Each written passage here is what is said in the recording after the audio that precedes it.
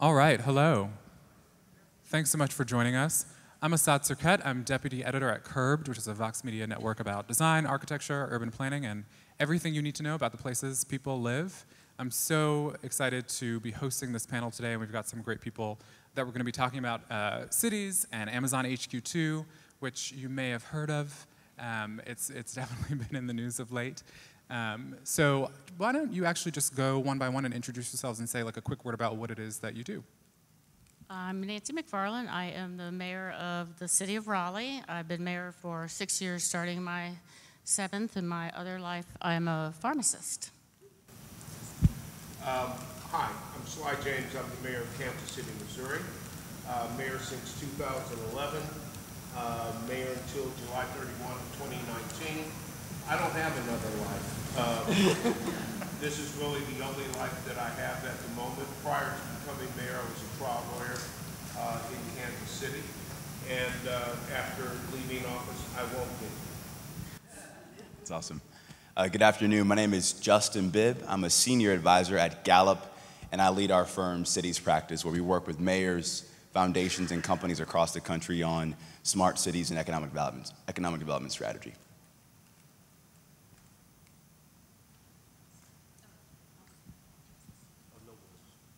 So what is so great about having this mix of people is that obviously we have two mayors here, and Justin is coming from the private sector, which is awesome to hear kind of that perspective. And the Amazon conversation, obviously there's so much enthusiasm about HQ2 and the jobs that it could bring and the opportunities to think more about infrastructure and development.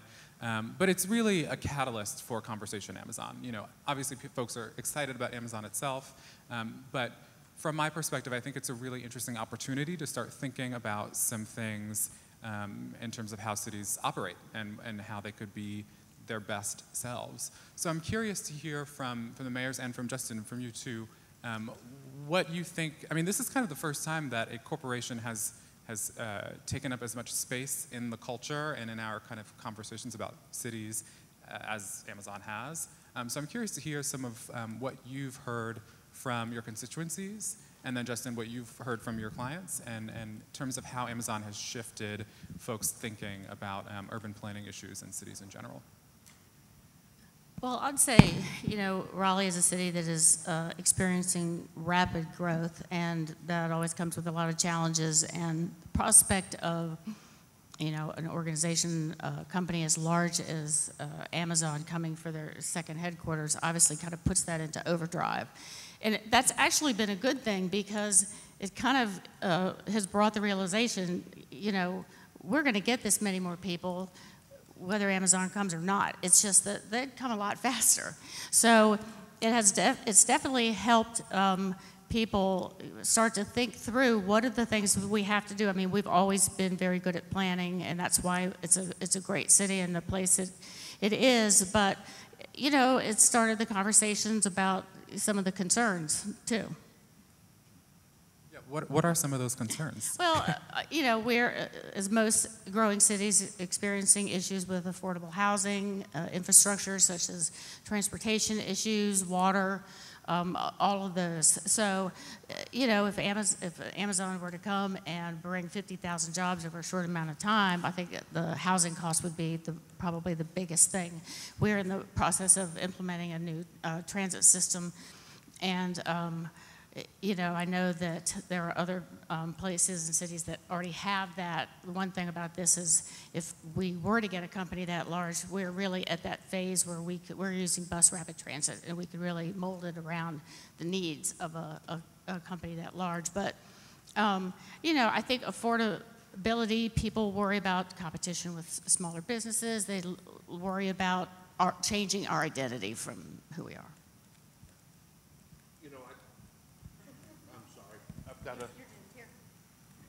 Okay, now this one works. I don't think Roni likes me. It wasn't a bad joke, Roni. I mean, but I agree with the mayor. I think any time that you're in pursuit of or considering something like an Amazon HQ2 or any significant move like that, The obvious allure is the whole thing of new jobs, more jobs, et cetera. And that's a good thing. I think every mayor, anybody that's in office wants to be able to provide as many jobs as possible. Although we don't provide it, we simply create an atmosphere where they can grow on their own and allow businesses to create jobs. But there's a risk there, and there's a cost there. Amazon doesn't move for free. The incentives that would have been required on a city and a state level would have been, I'll just say significant, the most significant ever.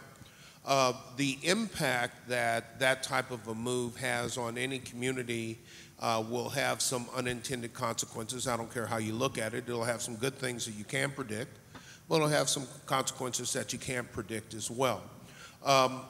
It's always a challenge to balance out the personality of the city that you do have versus the big dog coming onto the porch that may change the personality into something that you don't have. So there's always that tension there.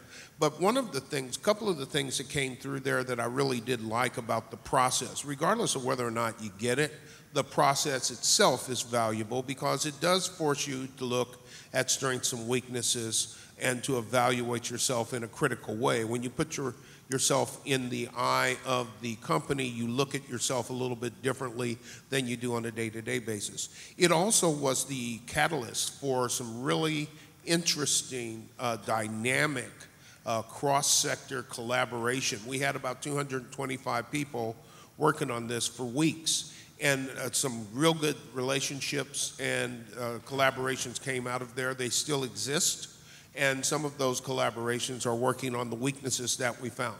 It also allowed us to energize our community to do something that we could all kind of enjoy and get behind.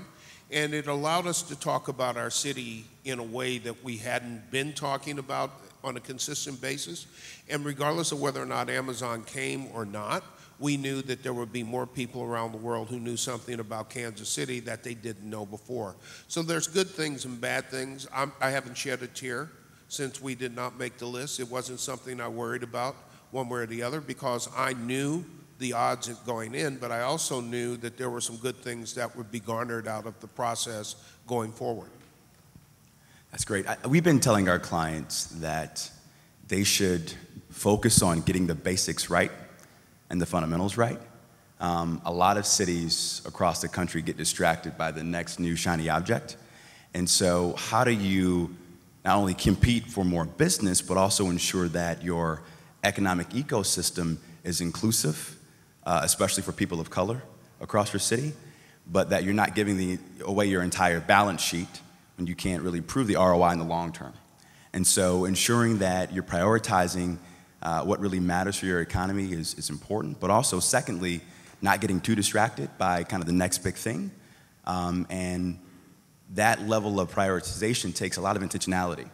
And to Mayor James' point as well, I think the process of going through the bid could yield a lot of tangible benefits to communities to focus on other aspects. So whether it's looking at leveraging a public-private partnership to address workforce development issues or issues related to early childhood education, those things really matter to ensure that your economy is really competitive in in the 21st century. And so our advice has been prioritize the fundamentals, get the basics right, and ensure you're doing it with an equity lens as well too.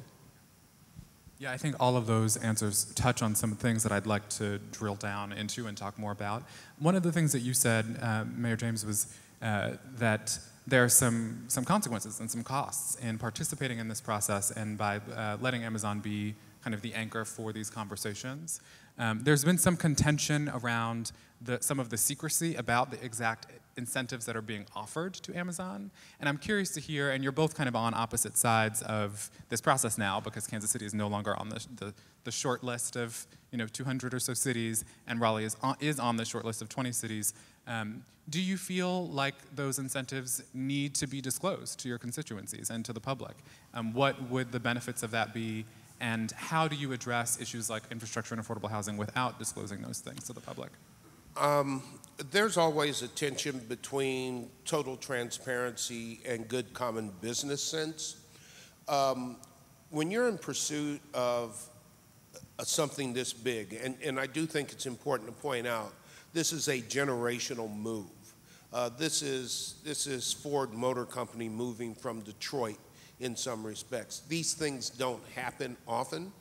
I think that you need to be careful about what you put out into the public domain and the airwaves and when. You don't negotiate the sale of your house in the newspaper, okay? You just don't. You don't negotiate the things that we do every day in terms of purchasing real estate, especially real estate, in advance. For one, it has a detrimental effect on the negotiations, and also it drives the price up. So when you reveal those things at the wrong time, what you basically do is you invite your competition to up the ante. Now you're in a bidding war. I love football. If I'm going after my favorite quarterback on the free agent market, I don't want to necessarily let the other teams know what I'm offering in the contract until after we've gotten to a point where we're ready to sign, because if I do it too early, they're going to up their ante, and now I'm in a bidding war and the price goes up. So yes, I think that that's an inappropriate thing to do.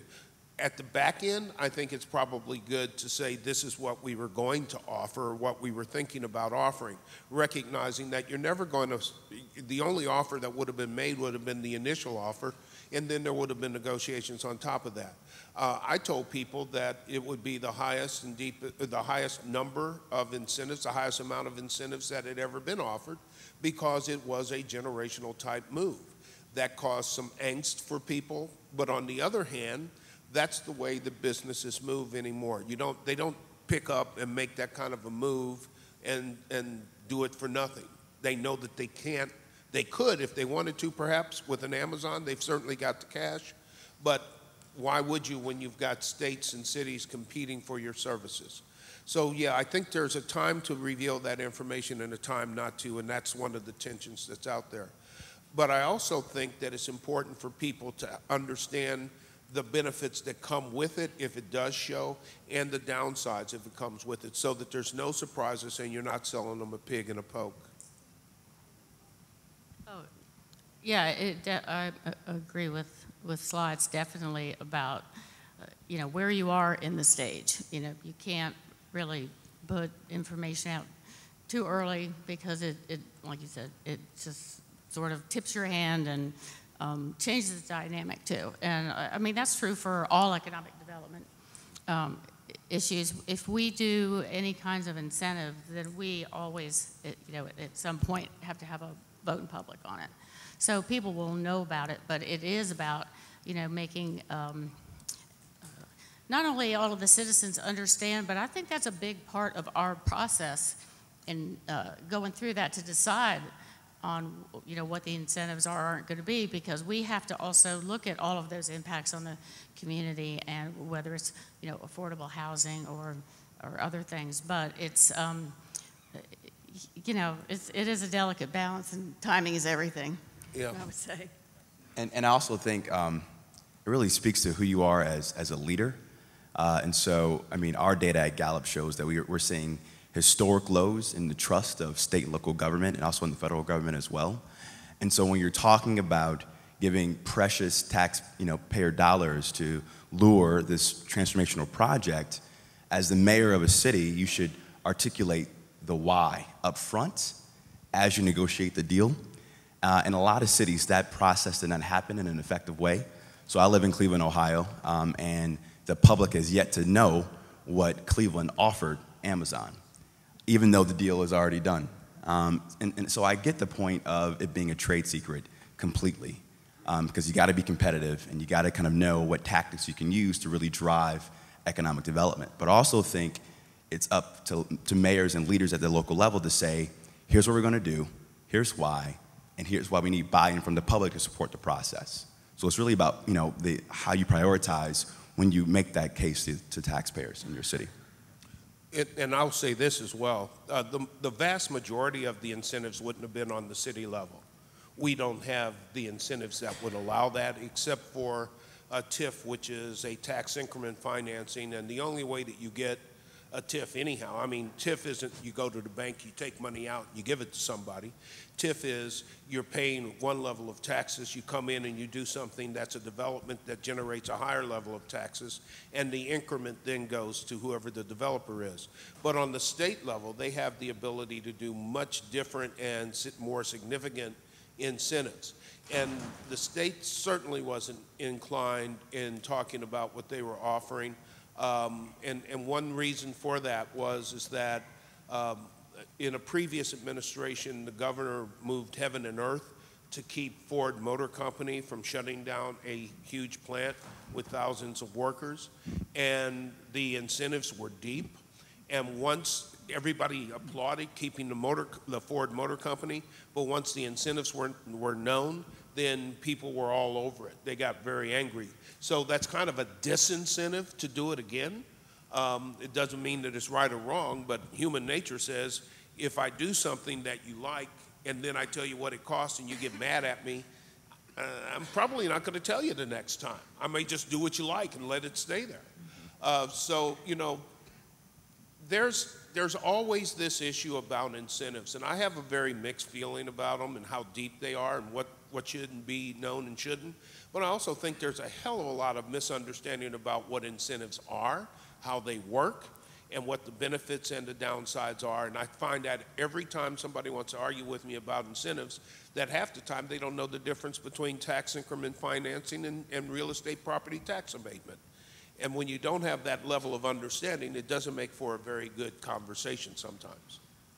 I think you're right, and I also think, you know, like your state, our state, the majority of that would be a decision for the state of North Carolina. But, you know, every city, every state's got different policies around their incentive policies, and ours are, you know, very much more tied to, you know, whether it's the amount of investment or the number of jobs produced. Nobody gets anything until they reach that benchmark. And, you know, if it's not made, sometimes they have to pay. I mean, there's a lot of complication to that. And just like you said, you know, that really, it's hard to explain all those different levels, but that's really important to helping people understand why we're doing what we're doing. I mean, you've both mentioned now the state level government and some of the issues there, and you're actually quite blue cities in red states. Has there been tension there in this process with Amazon? And if so, what has that tension been? And if not, congratulations. I'll just tell you flat out, I have no idea because I'm not part of that discussion. Right now, I'm not part of that discussion. So I really don't think we're quite that far yet. We, in putting the whole thing together, we have a very interesting state. We have a governor that's currently under indictment. So it's always interesting to have any conversation with him. But there wasn't really tension, there was a different approach. What bothered me about going after this was St. Louis on the other side of the state was also competing, and we were. St. Louis and Kansas City had some very good conversations. All right, here's what we're gonna do and yada, yada, yada. We're not gonna jack with you, you don't jack with us, we'll trade information, whatever. If one of us gets it, hooray. This governor, on the other hand, because of his own political ambition, wanted to look like he was the puppet master orchestrating this and somehow do a joint city thing which really wouldn't work, and then kind of sold this whole Hyperloop concept as a connector. And I'm saying, dude, Hyperloop won't be around for Lord knows how long.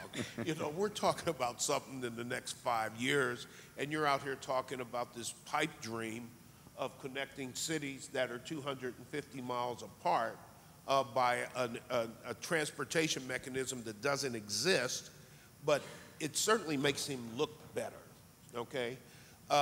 So it wasn't tension, it was just a different approach. The best part about this, in my opinion, from our standpoint in Kansas City was, how quickly we were able to marshal a pretty big group of people working every day together in sectors and in groups and clumps and little smaller groups and clumps to get something done that we all wanted to pursue. That was the best thing about it. When you build that infrastructure, we've already had that infrastructure. We had something like that when we went after the Republican National Convention, which I prayed every day that I'm so happy that we did not get. Well, $38 million in security. That's one reason why I'm glad we didn't get it.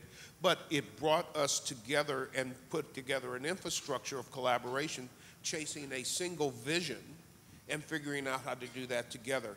And we worked across political lines, we worked across city and state lines, we worked together to do it. Same thing here with Amazon. And our approach, since Kansas City is one of those rare cities that is a major hub city but has very, very economically viable suburbs on both the Missouri side and the Kansas side. So when we talk about our region, our MSA, we're talking about an MSA that covers both parts of Kansas and parts of Missouri, and to bring everybody together from all those different cities and suburbs working together to try to capture something that would benefit the entire MSA was a great process and something we can build on for other things down the road. That's the best part of it, is learning who you are and using it as a base to grow. And I think this is the reason why people are looking at mayors across the country as the new frontier of how to get things done in this country, given the fact that there's so much dysfunction in Washington. And I think this is why cities are going to lead the way to tackle these tough problems, because when you're mayor, you know, there's no Democratic way to create a job, no Republican way to fix a pothole. You just got to get it done. And so I think it speaks to this new era of localism that I think is going to really drive our country over the next 10 to 20 years. I want to talk a bit more about something that, Justin, you brought up, which was affordable housing and infrastructure too, because I think those things are so inextricably connected. What I'm curious about is how you ensure, with Amazon as a catalyst, with any other company or any other initiative as a catalyst, that the incentives and the benefits that come from a corporation moving into your city are equally distributed amongst your population, and that no people of color, no underserved communities in any way are cut out from the benefits that might be bestowed by having Amazon there. Well, I think if you're waiting for Amazon in order to do that, then you're waiting way too late. You know, that's part of the process from day one to a large extent. The other thing I can tell you about mayors, and Mayor, you may back me up on this, I'm not sure how things work in Carolina, but in the state of Missouri, we can't wait and rely on our state government to do a damn thing. If we want to get it done, we have to do it on the city level. We can't. How long have we been hearing from Washington that there's going to be this big infrastructure push? And I don't just say it for Donald Trump. The Obama administration did infrastructure in the early phase when they were trying to come out of the recession, but infrastructure is a huge deal. Plus, when we're talking about federal or state infrastructure, oftentimes that money is being spent on federal and state property. It's not being spent on the city street running through the heart of the city. So we learned a long time ago, depend on ourselves. So we started putting together, when I first got into office, I wanted to do $1 billion infrastructure plan. And our rating agencies in Chicago said, no, you're not doing that. You guys can't afford that right now. So we did put together an $800 million 20-year bond issue that required 3 property tax increases that had to pass at 57.1% in order to succeed, and we got all 3 of them done, and it's basic infrastructure. And the way that we go about doing things, I think, speaks to a little bit about how we use facts and data to make decisions. And when you use facts and data to make decisions, then you start trying to eliminate some of the racial, socioeconomic issues because you're really looking at what do the citizens tell us. So we get a citizen satisfaction survey that we do about 3 times a year, and consistently it's ranked streets, curbs, sidewalks, bridges. That's the #1 thing.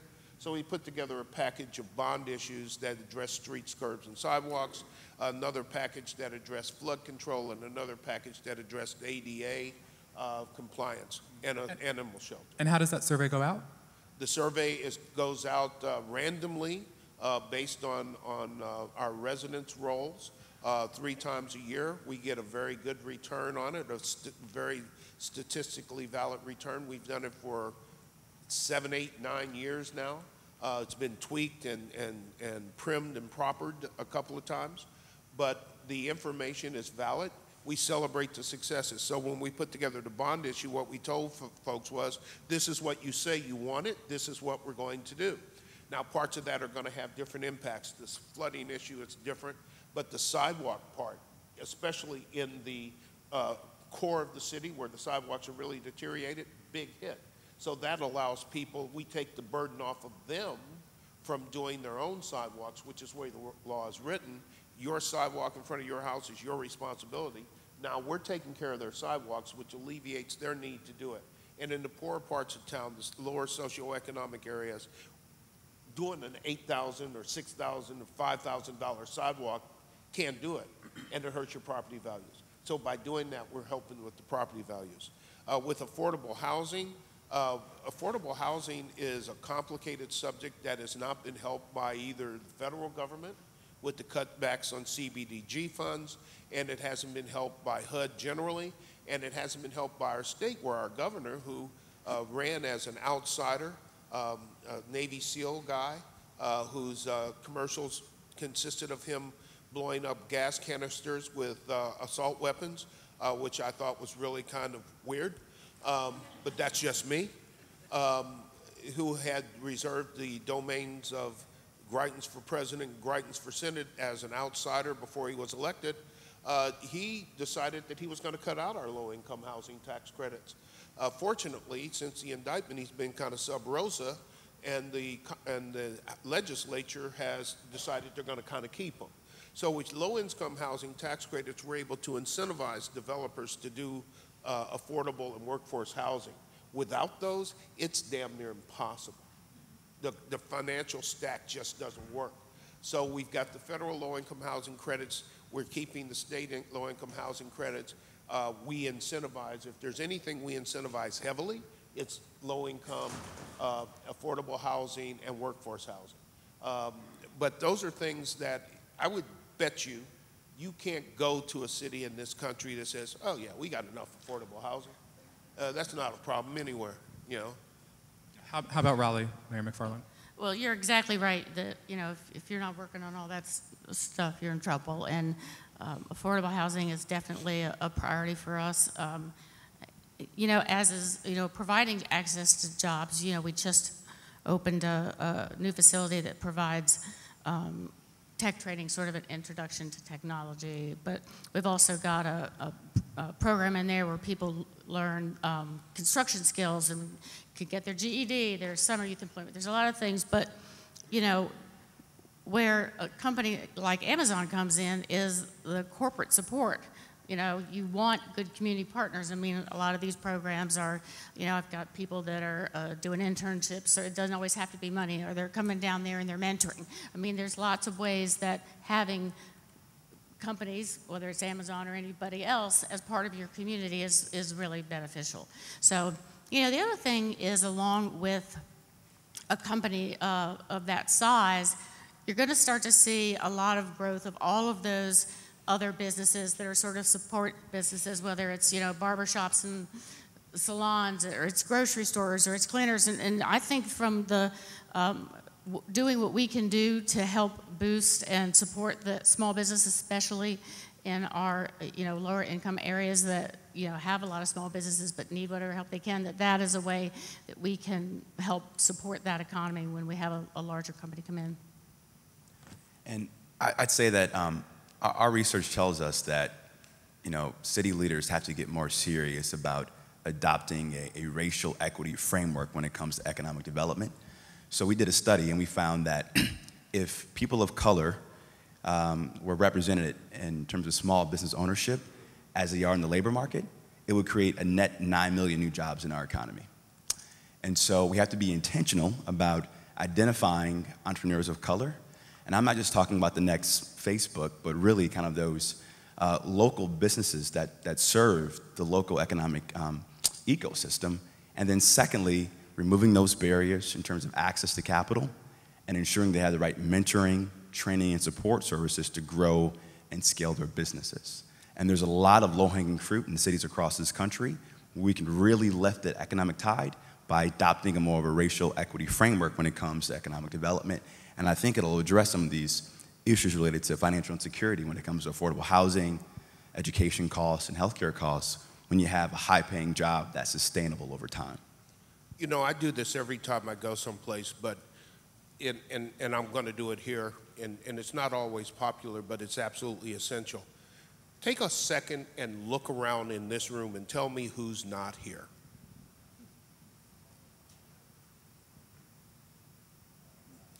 And when you tell me, when you figure out who's not here, then the next question is why? And then the next question is, and what's going to happen to change that? You know, this isn't a governmental issue to some extent. This is a societal issue. There's only so much government can do to make people understand the value of inclusivity.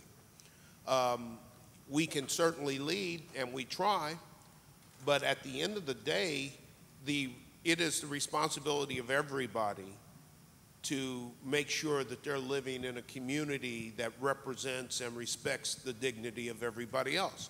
So that's part government, but it's also part us. And it's particularly interesting in certain economic sectors, tech being one. But the bottom line is that the responsibility to have an inclusive country is the responsibility of everybody in this country that has actually benefited by the diversity in this country. But from our standpoint, and another thing I think that has to be considered when you're talking about Amazon, but certainly regardless of whether or not it's Amazon, is that one of the main pillars of economic equity is transportation. And transportation is a huge deal for people who are at the lower end of the economic spectrum, because the first mile, last mile issue in transportation is huge. That first mile of getting from home to transportation, and then the last mile of getting from transportation to job. Closing those gaps is absolutely critical to greater economic inclusivity.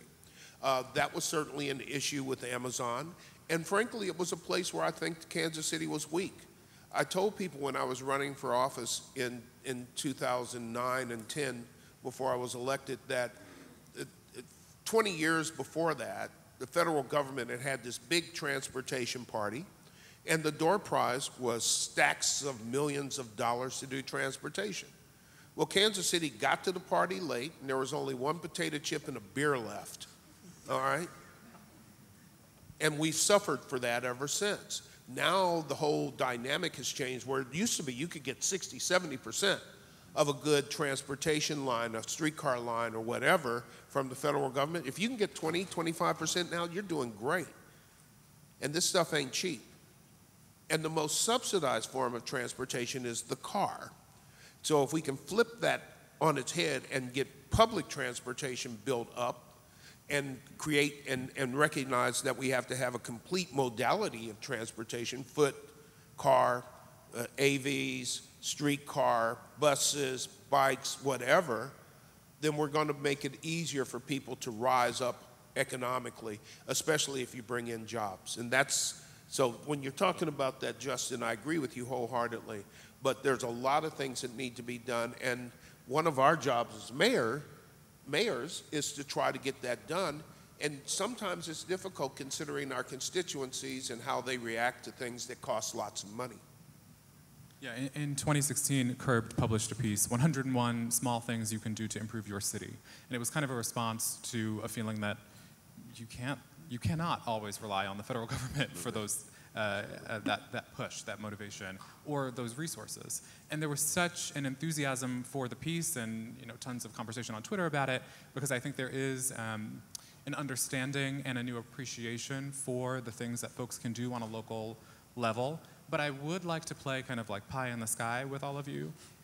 What is because you mentioned this, Mayor James, but what would the ideal federal infrastructure plan be in your estimation? And we can maybe start with Justin and work this way. That's a big question. I would say a true kind of matching, kind of one-to-one matching of local and federal dollars to support transformational infrastructure projects that could also be leveraged with private capital. I think that would, in essence, be scalable and really create parity in the system. I think it's got to be two different approaches to some extent. One, there's a lot of stuff out there that simply has to be maintained. We've got bridges that are near failure in too many places. We've got roadways that are not doing well. But I also think that we have to start looking at transportation as an infrastructure issue. There should be a high-speed rail in this country. There should be a different approach to using concrete. Make it smart concrete, make smart highways so that when you do have a system of AVs and computer-guided vehicles, that you can actually do more than simply get from point A to point B. But there has to be, I think there has to be a big push towards recovering and maintaining, but we cannot simply stand still while we're trying to catch up from the past. We also have to be looking towards the future and doing some things there as well. Well, the ideal is they pay for everything, I guess. I think that one of my big frustrations is how interconnected all of these things are. I mean, public transportation is a key piece of affordability. The cost of affordable housing is more than just the cost of the house. If you don't have to have a car and you can get where you need to go, that's a huge piece of what it costs to, live in a city. So, I hear what Sly's saying, and I mean, I was talking to somebody from the federal transportation, and they said they have seen politics kill more good transportation projects, and it's true. Sometimes it's you're working with and then you've got every state, and we've got some states are more challenging, and they, you're 3/4 of a way into a plan, and they change the funding model, and all of a sudden that money you thought, I mean, there's just so many pieces of it, and there doesn't seem to be a good cohesive strategy, even when you see things that work. We had incredible successes with some Hope 6 projects in the city of Raleigh, and you wonder why, when you have tangible results that are working well and everything, then, in the next year, there's a shift in thinking, and, all those funds are gone and projects are gone. But, it's, I don't know, it's a big country. There's lots of states, there's lots of communities, and there's a federal government that's not the most functional. So, back to, we have local control, but we don't necessarily have control on the kinds of funds that we need. Were you going to say something? No, go ahead. So, Mayor James, you brought up AVs, autonomous vehicles, and technology has changed our relationship to transportation so much in the last even just 5 years. I mean, ride-hailing apps certainly have changed people's sense of entitlement to cars and to getting around cities, but public transportation is such a key element of affordability, and you mentioned that, Mayor McFarland. I'm wondering how cities and how folks who live in cities and want to help improve their cities can help leverage technology to get people to pay more attention to public transit, to encourage people to use existing public transportation so that people are paying attention and investment goes in that direction. What do you think technology can do to help shift the conversation in that direction? Well, I think one of the, there's a few things it can do. I mean, we have to have public transportation that people use because they want to use it, not just because they have to use it. I think that's key to it. And we're right at the moment where we have passed a referendum and are getting ready to really beef ours up quite a bit. But, whether it's the app that, you're sitting in the bar and it tells you, when your bus is going to be there, so you're not standing out. outside, whether it's using technology in different ways in shelters or how it's presented. I mean, I think there's lots and lots of opportunity, especially for the possibility of providing connections to all the different, types of transportation that are available. Because what people really, really want are choices. I mean, people use their cars because that's, for the most part, that's the only choice they have, because that's how we're built. We're very much built as an auto-dependent society. I mean, if high-speed rail went up the East Coast, I'd be in New York in a heartbeat all the time. But really, I've heard a lot from both parties on the high-speed rail pushing it, but it always goes back to some decision somewhere or money. But I mean, I think technology just has incredible potential to help with all of that. Yeah, I'm going to brag a little bit about our streetcar system, because it really is probably the best streetcar system in the country right now. It's short. Our starter line is 2.2 miles. We're looking at extending it another 3.3 miles to the south and another mile or so to the north to the river on our next extension. But here's a couple of things that are really important about it. First, it sits in, it is the spine of our smart and connected cities endeavors, where everything is data-driven. Sensors control things, sensors pick up data, kiosks push out information and gather information throughout the system. And one of the best things about it is it's free. It is absolutely free. You don't have to pay $1 to get on it. So here's what happens because, well, first of all, people say, well, why aren't you charging? It doesn't make any sense. Because when you pay $1, you maybe get 28 cents out of the deal. When you look at the equipment, the cost of maintaining the equipment, the cost of the people to collect and count the money, et cetera, you're not making $1 on it, and it doesn't do a darn thing except disincentivize people to get on it. So by it being free, people can ride it, get off at the next block, get back on it, ride it 2 more blocks, get off, and every time they get off, they buy something. So in the TDD, Transportation Development District, in which it sits, which is and finances the streetcar with a property tax assessment and a 1-cent sales tax increase. Sales tax revenue is up 65% as relates to 16% across the rest of the city, and in less than 2 years, there's been 3.2 million rides, 48% of which are Kansas City residents. This isn't touristy frou-frou. This is stuff that is actually helping people. They ride it to and from work, they ride it to and from lunch, yada, yada, yada. All right, so by extending that and extending the smart and connected cities, then what we are doing is we are giving people the incentive to know that you can ride, you can be comfortable, you can be connected. Also the most well-connected Wi-Fi, free Wi-Fi system in the country. You can be connected, you can do work on there, it's comfortable, you don't have to do anything, and it's clean, it's cool, and it's modern. It's a modern streetcar, it's not an old trolley system.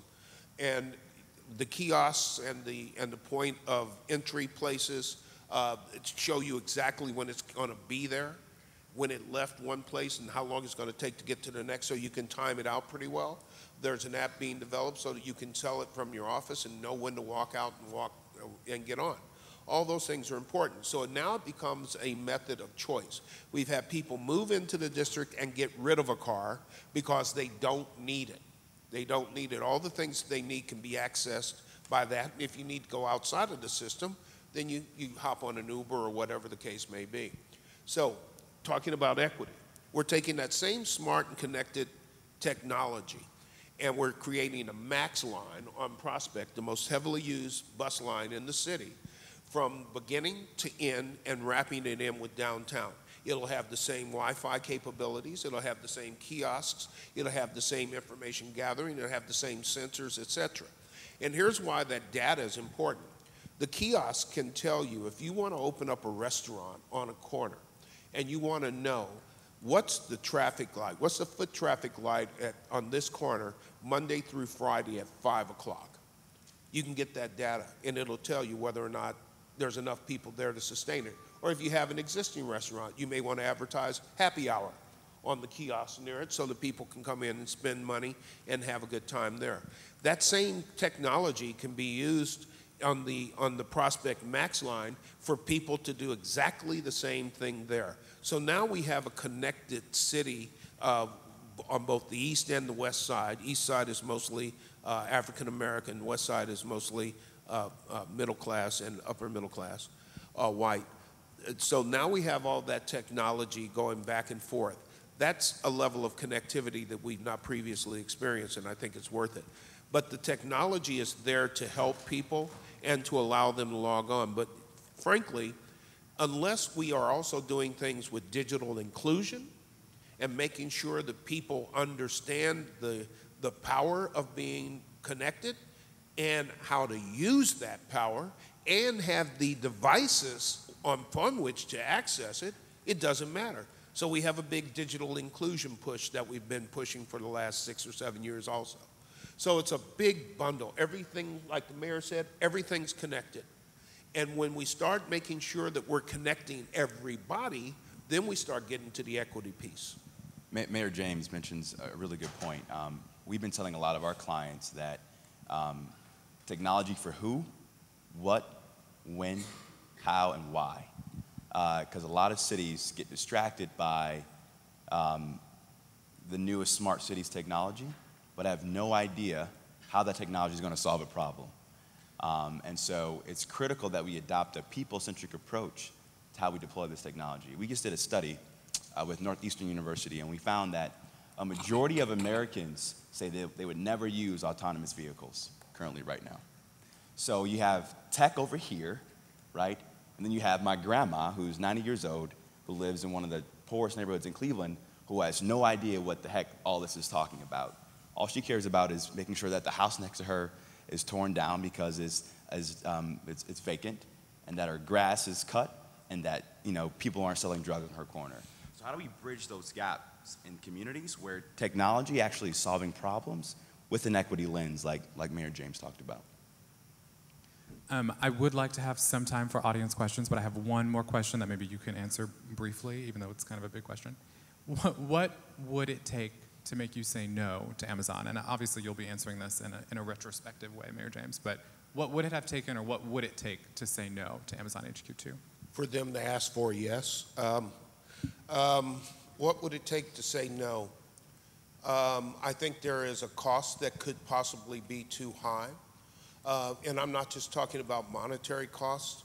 One of the weaknesses we identified was that we need to beef up our stream of technology talent. And what we've seen in other endeavors, like Cerner is a big organization in Kansas City, big company in Kansas City, huge, huge company, as a matter of fact, very, very tech greedy in terms of the people that it gets. We saw a ripple effect. What happened was Cerner started gobbling up tech people from other businesses. And then that caused a ripple effect in those businesses where they were then forced to pay higher salaries in order to attract people. And part of their problem was that they then started having to go outside of the area to find people, which made the process more burdensome and more expensive. And there is never a time when a business experiences increased costs when those costs aren't passed on. We have, and the interesting phenomenon is, I think it's something that may be going on here in Austin as well. We have this big, huge building boom of quality apartments in the downtown area, the Crossroads area, where a lot of the businesses are located, and a lot of where the young, single, millennial types who come into town want to live, and it's pushed the rent rates very high. The good news is that the rents are now high enough so that we don't have to fill that delta that previously existed with this deep of incentives, but we've also created an area where a lot of people simply can't afford to live. So we now have to find other ways to deal with that, which then stresses our affordable housing. So if I knew that that was going to exacerbate that issue and problem by 5, 10-fold, then you might have to re-examine whether or not it's worth it. Other than that, I'm just kind of speculating and spitballing. I don't know, to be honest with you, I don't know if they said yes. Too many mayors or governors who would say, yeah, we're not really interested. They probably wouldn't have been in the sweepstakes in the first place, okay? But once you get in the sweepstakes and you get everybody all hepped up on it, and they say, okay, we're thinking about you, and say, we've reconsidered, now you got backlash coming from all sorts of directions. So I think you always have to be sensitive to the cost in terms of money and in terms of people. Mayor McFarland?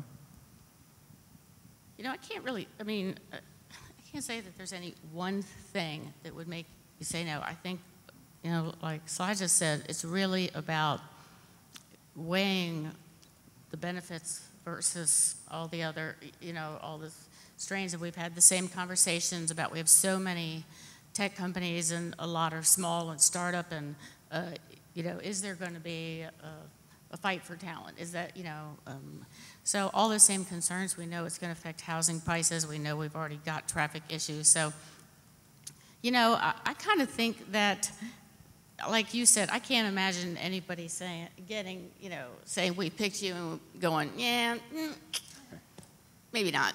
But I do think that it's part of that process that as a city is weighing out all those pros and cons, you know, that's probably going to influence what kind of incentives they offer, or, you know, because all of that's got to be a measured part of that process. So my feeling is that would probably play out to that final decision anyway. You know, there's another thing too. If it became crystal clear that they were going to be a crummy corporate citizen, and by that I mean, no, we're not going to engage, we're not going to help, we're not going to collaborate, we're not going to use our offices to help, we're not going to volunteer, we're not going to support education, we're just here to make money, take your money and make money and call it a day, that would cause me severe heartburn. If on the other hand, they came in and said, look, we've got a program that's going to help your grade school kids. They're going to read proficiently by 3rd grade. We've instituted in other places this program that's increased high school graduation by 10–15%. We're going to work with poverty. We have people that we can do not only affordable housing, but smart affordable housing to keep the utility bills down so that once people get in there, they don't have to pay a lot of money for utilities. They say that, I'll give them more money, because those are issues that we need to get addressed. And again, we have to be about, well, I bet you the mayor will tell you the same thing. Mayors have the ability to deal with problems that are really more immediate or midterm. We can't deal with the chronic problems of this country because we do not have the help that we need on the state and federal level. So if we get help from the Amazon that will help us deal with chronic issues that are not being dealt with by the federal and the state government, if we can get help doing that, then they're worth their weight in gold. I do think we have some time for questions. Are there any folks that want to ask our panelists questions? Yeah. Hi, I'm Britta. I'm working for Handelsblatt. We are the biggest business publication in Germany. Obviously, we're thinking a lot about how Amazon changes cities and the workforce and stuff. So I was wondering, I mean, Amazon puts out this big offer, $5 billion, 50,000 new place where people can work. You know, the question is, how can you make sure that they really stick to their promises? Is there any thinking, you know, within the cities, when you talk to other cities, other competitors, you know, for this big new endeavor, you know, about how they think about this? Well, I mean, for us, if there are any incentives tied to the project, then they're measured out over a number of years, and they have to, you know, hit the benchmarks and do what they promised to do in order to receive them. I mean, that's one tool we have used with other companies. And right, there's always some form of clawbacks when you're using incentives. If you don't hit the marks, you don't. And then there's basic history. You can look at companies' history, and you can pretty much gauge their growth patterns and whether or not they're going to grow. You know, about the last thing I was concerned about with Amazon was whether or not they were going to hire a lot of people. Because I will guarantee you that in 50 years, Amazon, Starbucks, and Walmart will run the world. Yeah, so they're going to hire a lot of people. That's not that wouldn't be my biggest concern. But historically, you can see what they've done elsewhere and the pattern in which they've done it. And then you have the clawbacks that you can use if they fail to meet those markers, like the mayor said. Anyone else? Do you have any concerns, or how are you going to address the Jamie Dimons of the world? The what? Jamie Dimon, the head of Chase, who has said, whoever Amazon goes with and whatever sort of concessions those cities give Amazon, we as Chase, if we have a center there, are going to ask for the same concessions because we have been in that community, we have been a good partner. And other companies may follow suit, but I was wondering if you've thought about how you're going to address that. You can ask. Yeah, you can ask, doesn't mean you're going to get. And I'd be willing to bet you that they asked when they came in the first place. I'd be willing to bet you they struck their deal early. You know, just because you went out and bought a used 69 Volvo back in 1970 doesn't mean that you automatically get upgraded to a Mercedes when somebody comes in and gets a Mercedes. But the incentives are tied to productivity. So if they've been there for all this time, they haven't grown, they haven't produced, they haven't been engaged in the community, then, you know, if you want to go, then see ya. You know, go someplace else and see what you get from them. But that doesn't happen that often.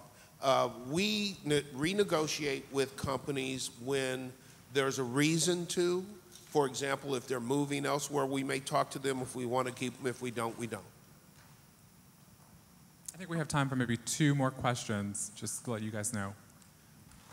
I appreciated your reference to small business in support of, you know, a company like Amazon coming. And I think you touched on my question a little bit here at the end, but I'm curious, in your eyes, what is a deliberate effort that Amazon can do to support equitable economic development beyond just job creation in collaboration with local government? Yeah, maybe Justin, I mean, anyone can answer, Yeah. but maybe Justin. I would say commit dollars to support entrepreneurs of color in the city you go to. Secondly, commit to year-round internships for promising high school and middle school students so they can have access to what it's like to work in an Amazon. And thirdly, when you talk about equity, you really got to mean it, and ensuring that you're holding them accountable to that process. And if they could do those 3 things with real intentionality, then I think you can see some real dividends for a city who actually ends up getting Amazon. Training and retraining. Hi. A lot of your comments were focused on the local level, and I'm just wondering, since we're talking about major impacts on transportation and affordability, how is it that you look to address, or maybe what are your expectations and efforts around leveraging what you're looking to bring into the conversations so it's more of a regional dialogue? Well, ours was a regional effort. It was our entire MSA. Of the 8 potential sites we offered Amazon, 5 were in Kansas City, Missouri, 3 were in the state of Kansas. The whole effort was regional. Everything we do or try to do is regional, with some exceptions. The idea of discrete city boundaries and lines is fading fast. And if you're not acting regionally, then you're not being as productive as you can. Yeah, I would totally agree. When I mentioned that we are moving forward with a transit plan, it is part of Raleigh-Durham, Chapel Hill, and we really do plan a lot together. And not only that, but you know, we have 12 municipalities just in Wake County around Raleigh. So everything from regional transportation planning to regional economic development, because clearly, you know, those 50,000 people probably aren't going to live in Raleigh. I mean, we have, I can't remember the numbers, it's probably about 80 to 100,000 people that come into the city, and likewise, many people in the city leave to jobs elsewhere, which is why we have traffic jams everywhere. But yeah, that is hugely important, and you know, they're all included in our conversations. And I would say over the next 10 to 20 years, you're going to see more mayors being elected to Congress and also to the State House. And so I would continue to support those dynamic mayors at the local level so that cities truly have a voice at the state and federal level when it comes to our policy agenda across this country. Mayor James, you want to No, say something? Okay. Thank you. Yeah, I just wanted to thank our panelists and South by for hosting this, and Civic IO, obviously, and thank you all for attending. It was great to hear questions. Thanks so much. Thank you.